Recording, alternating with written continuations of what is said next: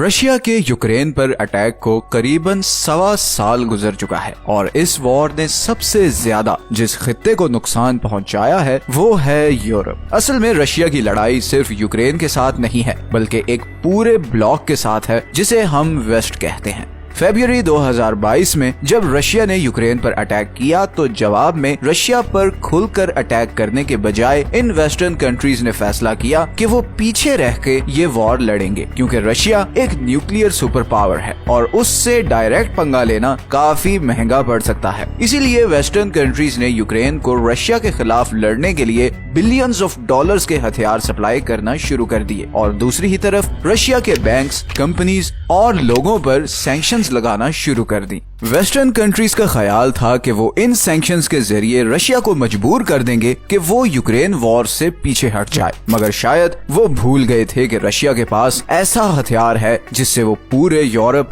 और खासकर यूरोप की सबसे बड़ी इकोनॉमी जर्मनी को कोलैप्स कर सकता है, और वो हथियार है ये गैस पाइपलाइंस। पूरा यूरोप अपनी 25% एनर्जी रिक्वायरमेंट गैस से पूरी करता है और पूरे यूरोप की 50% गैस सप्लाई सिर्फ एक कंट्री से आती है और वो है रशिया।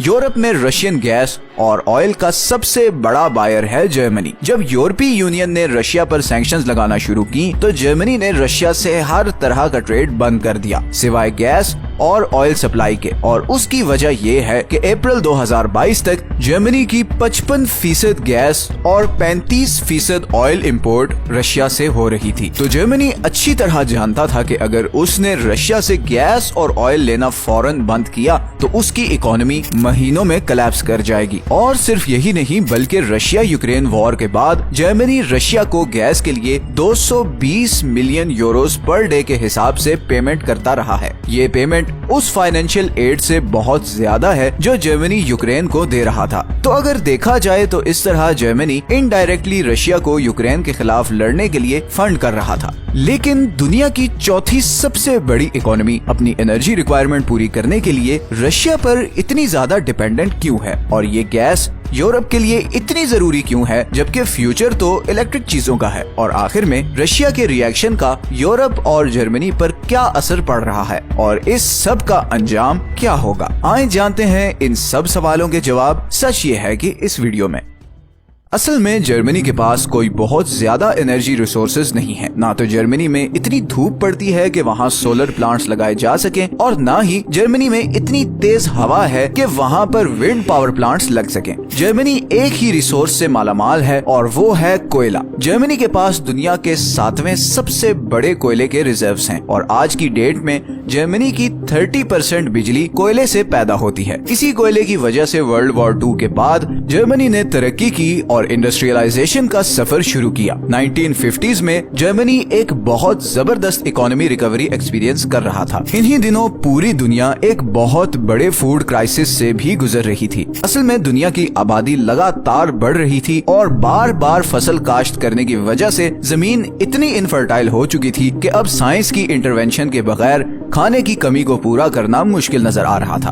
उस वक्त ये प्रेडिक्शंस की जा रही थी कि अगर इस मसले का हल ना निकाला गया तो अगले 30 साल में आधी से ज्यादा दुनिया भूख से मर जाएगी। इसी दौरान खुराक की कमी को पूरा करने के लिए जर्मन साइंटिस्ट फ्रिट्ज हाबर ने अमोनिया डिस्कवर किया, एक ऐसा कंपाउंड जिसके जरिए फर्टिलाइजर बनाया जा सकता था ताकि एग्रीकल्चरल प्रोडक्शन बढ़ाई जा सके। इसी फर्टिलाइजर के जरिए उसी पुरानी जमीन पे किसानों ने पहले की बनिस्बत 4 गुना ज्यादा खाना उगाना शुरू कर दिया और उसके नतीजे में दुनिया की आबादी चंद सालों में ही 4 गुना बढ़ गई। फ्रिट्ज हाबर पर हम ऑलरेडी एक वीडियो बना चुके हैं। ये बहुत ही जबरदस्त स्टोरी है क्योंकि फ्रिट्ज हाबर ने सिर्फ ये फर्टिलाइजर बनाकर अरबों लोगों की जान नहीं बचाई बल्कि उसने एक और चीज भी बनाई थी जिसने लाखों लोगों की जान ले ली थी। इस वीडियो का लिंक आपको डिस्क्रिप्शन में मिल जाएगा। खैर अब वापस आते हैं अपने टॉपिक पे। तो जर्मनी उस जमाने में सबसे ज्यादा अमोनिया बनाने वाला कंट्री था और इस फर्टिलाइजर को बनाने के लिए नेचुरल गैस की जरूरत होती है। इसी तरह उस टाइम जर्मनी की स्टील इंडस्ट्री भी पूरी दुनिया पर छाई हुई थी,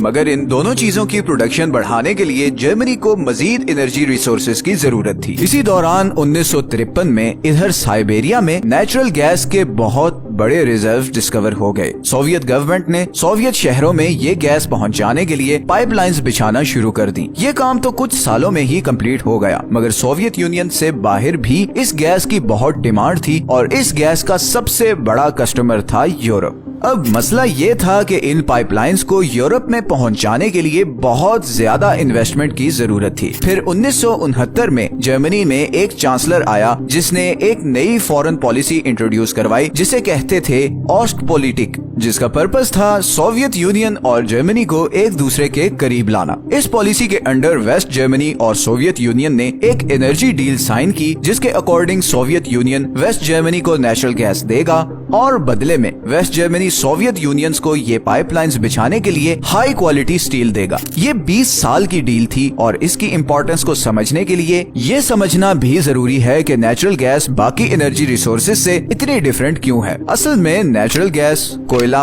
और तेल दुनिया के 3 सबसे बड़े एनर्जी रिसोर्सेज हैं जिनसे सारी दुनिया और इंडस्ट्री इस वक्त चल रही है। मगर जैसे कोयले और तेल को पूरी दुनिया में कहीं भी समुद्री जहाजों के थ्रू भेजा जा सकता है, वैसे नेचुरल गैस को पाइपलाइंस के बगैर दूसरी किसी जगह भेजना बहुत मुश्किल है और इन पाइपलाइंस को बनाना भी बहुत महंगा, लंबा और मुश्किल काम है। इसीलिए गैस के प्रोजेक्ट्स 20 से 30 साल लंबे होते हैं। 1980s तक सोवियत यूनियन ने यूरोप तक ये गैस पाइपलाइंस बिछा दी और फिर 1990 तक सोवियत यूनियन जर्मनी को अपनी 40% गैस सप्लाई कर रहा था। फिर 1991 में सोवियत यूनियन टूट गया और अब रशिया की मेन गैस पाइपलाइंस ये यूक्रेन से गुजरकर यूरोप जा रही थीं, जिसका मतलब था कि अब रशिया का इन पाइपलाइंस और गैस पे कंट्रोल नहीं होगा। इसी प्रॉब्लम को केटर करने के लिए रशिया ने नई पाइपलाइंस बिछाना शुरू कर दी। 1999 तक रशिया ने एक और पाइपलाइन बिछाई जो बेलारूस से होती हुई जर्मनी तक जाती थी और फिर 2005 में इन दोनों कंट्रीज ने एक और पाइपलाइन बनाना शुरू की जो बाल्टिक सी से होते हुए डायरेक्ट जर्मनी को जाती थी। इस पाइपलाइन को द नॉर्ड स्ट्रीम कहते हैं और यही वो पाइपलाइन थी जिसके बाद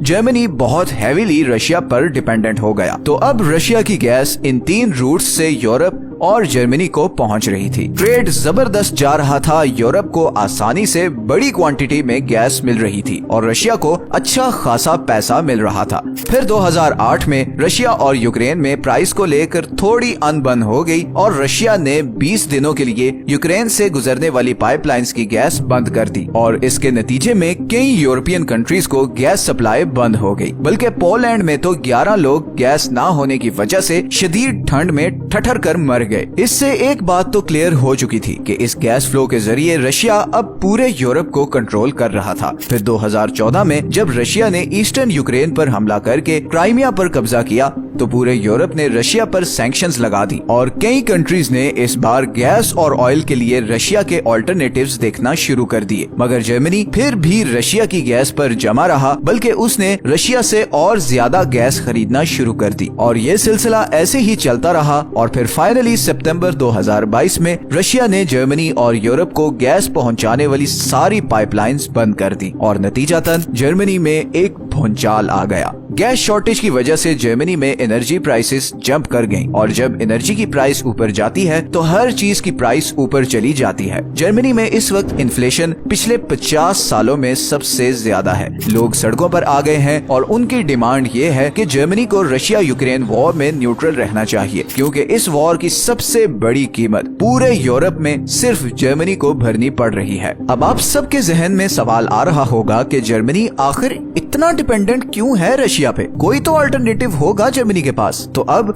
अगर हम जर्मनी के कोल रिजर्व्स की बात करें तो उसका मसला ये है कि कोल सारे फॉसिल फ्यूल्स में से सबसे ज्यादा पोल्यूशन फैलाने वाला एनर्जी सोर्स है और इसीलिए 2019 में पूरी दुनिया के प्रेशर पे जर्मनी ने एक एग्रीमेंट पे साइन किया कि वो अगले 10 सालों में अपने तमाम कोल प्लांट्स बंद कर देगा और इस तरह वो एक ही रिसोर्स जिससे जर्मनी मालामाल है उसके किसी काम नहीं आएगा। इसी तरह अगर हम जर्मनी से बाहर ऑप्शंस को ढूंढने की कोशिश करें तो यूरोप के सबसे बड़े नेचुरल गैस के रिजर्व्स इधर नेदरलैंड्स में हैं, लेकिन ये रिजर्व्स भी इसी साल 2023 में बंद होने जा रहे हैं। और इसकी वजह ये है कि गैस के लिए लगातार ड्रिलिंग की वजह से इस गैस फील्ड की टॉप सॉइल श्रिंक होती जा रही है और नतीजतन इस सारे एरिया में लो इंटेंसिटी अर्थक्वेक्स आना शुरू हो गए हैं, जिससे लोकल कम्युनिटी में बहुत खौफ फैल चुका है। इसी इशू को कैटर करने के लिए डच गवर्नमेंट ने 2014 में ये डिसीजन लिया कि वो 2028 तक इस गैस फील्ड से एक्सट्रैक्शन बिल्कुल खत्म कर देंगे और इस तरह यूरोप के सबसे बड़े गैस रिजर्व्स भी कुछ साल बाद किसी के काम नहीं आएंगे। इसी तरह अल्जीरिया और लीबिया से भी यूरोप में नेचुरल गैस आती है, मगर वो सिर्फ इटली और स्पेन को जाती है। एक आखिरी ऑप्शन जो जर्मनी के पास बचती है वो है LNG, जिसे लिक्विफाइड नेचुरल गैस भी कहा जाता है। LNG असल में ऐसी गैस है जिसे ठंडा करके लिक्विड फॉर्म में कन्वर्ट करके टैंकर्स में पूरी दुनिया में कहीं भी भेजा जा सकता है, लेकिन इसका मसला सिर्फ ये है कि इसके लिए स्पेशल टर्मिनल लगाने पड़ते हैं और वो बहुत महंगे होते हैं। तो अगर लेट्स से जर्मनी कतर से गैस इंपोर्ट करने का प्लान करता है तो एक तो उसे ये गैस बहुत महंगी पड़ेगी और दूसरा इन टर्मिनल्स को बिल्ड करते करते भी कम से कम 5 साल लग जाएंगे। तो शॉर्ट टर्म में तो जर्मनी के पास कोई और ऑल्टरनेटिव नहीं है और वो बुरी तरह फंस चुका है। अब दूसरी तरफ रशिया को देखें तो इस पाइपलाइन को बंद करने का उसे भी बहुत ज्यादा नुकसान हुआ है। बिलियंस ऑफ डॉलर्स जो यूरोप और खासकर जर्मनी से आ रहे थे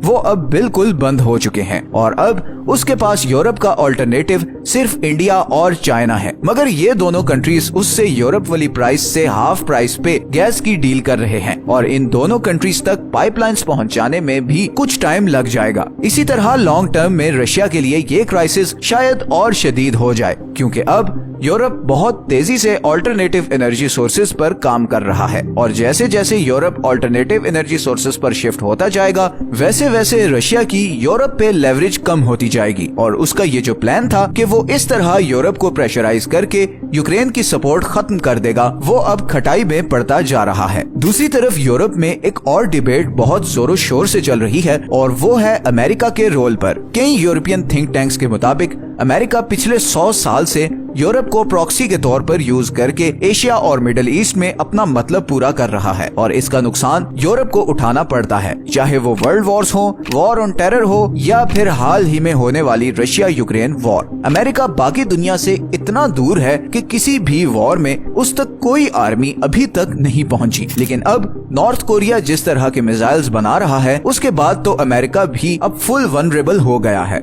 इस टॉपिक पे हमने ये वीडियो बनाई है और बड़े डिटेल्ड मैप्स के थ्रू अमेरिका की वनरेबिलिटी को डिस्कस किया है, तो आप ये वीडियो भी देख सकते हैं। तो अमेरिका इन सब सिनेरियोस में हमेशा सेफ रहता है और इवन के इकोनॉमिक वॉर की सूरत में भी अमेरिका के पास खुद के नेचुरल गैस और ऑयल के रिजर्व्स हैं और इसी वजह से वो खुद तो सुकून में होता है और इधर यूरोप को उसके डिसीजंस का बोझ उठाना पड़ता है। आखिर में अगर हम रशिया यूक्रेन वॉर की लेटेस्ट सिचुएशन पर आएं तो फिलहाल रशिया अपना प्लान 100% एग्जीक्यूट नहीं कर सका और उसे कई फ्रंट्स पे फेलियर का सामना करना पड़ा है और यही चीज हम सब के लिए बहुत डेंजरस है, क्योंकि पुतिन किसी सूरत यूक्रेन वॉर में हार बर्दाश्त नहीं कर सकता। यूक्रेन वॉर में हार की सूरत में उसे प्रेसिडेंटशिप से उतार दिया जाएगा और ऑलरेडी रशिया में ऐसी बातें हो रही हैं क्योंकि इस वॉर ने रशिया को इकोनॉमिकली बहुत ज्यादा डैमेज किया है और लोकल लोग इस सारे मामले पर बहुत ज्यादा टेंस हैं। तो कोई पता नहीं कि फ्यूचर में रशिया कोई बहुत एक्सट्रीम स्टेप भी उठा ले।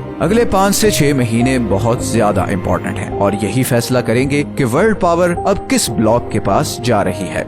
अगर आपको आज की वीडियो अच्छी लगी है तो इसे लाइक और चैनल को सब्सक्राइब जरूर कर दें। ये हैं वो सारे सोर्सेज जहां से हमने इस वीडियो के लिए कंसल्ट किया है। मिलते हैं नेक्स्ट वीडियो में, अपना ख्याल रखिएगा। अल्लाह हाफिज।